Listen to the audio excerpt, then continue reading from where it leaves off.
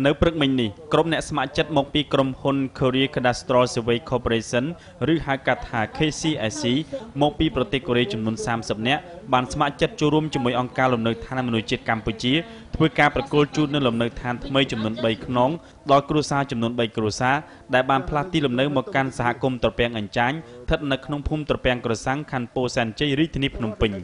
លោកគឹមយ៉ុងស៊ូជានាយកក្រុមហ៊ុន KCSC បានមានប្រសាសន៍ឲ្យដឹងថាដោយមើលឃើញនៅអ្វីដែលជាតម្រូវការផ្គត់ផ្គង់បន្ថែមទៀតរបស់គ្រួសាររងគ្រោះនៅក្នុងផ្នែកមួយនៃតំបន់អាស៊ីហេតុដូចនេះយើងមានបំណងចង់បន្តកិច្ចខិតខំប្រឹងប្រែងនេះទៅកាន់ប្រទេសកម្ពុជាតាមរយៈការជួយផ្សព្វផ្សាយពីកង្វះខាតលំនៅឋានជូនដល់ប្រជាជននៅក្នុងប្រទេសកូរ៉េដើម្បីជួយគាំទ្រទៅដល់អង្គការលំនៅឋានមនុស្សជាតិកម្ពុជានិងកម្មវិធីអភិវឌ្ឍលំនៅឋាននិងសហគមន៍ចំណែកលោកគឹមហាន់សូឯកអគ្គរដ្ឋទូតសាធារណរដ្ឋកូរ៉េប្រចាំប្រទេសកម្ពុជាបានមានប្រសាសន៍ថា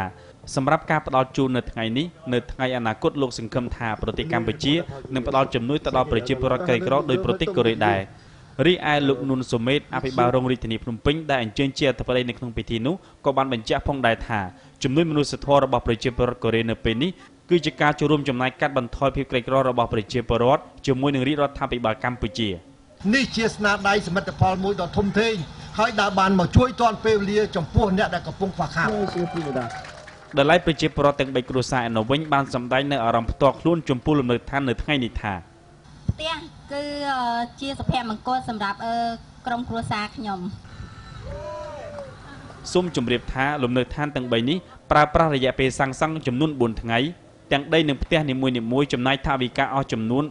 $4,500សហរដ្ឋអាមេរិកហើយគ្រួសារទាំង3គ្រួសារនេះគឺទទួលបាននូវភាពជាកម្មសិទ្ធិទៅលើដីនិងផ្ទះរបស់ពួកគាត់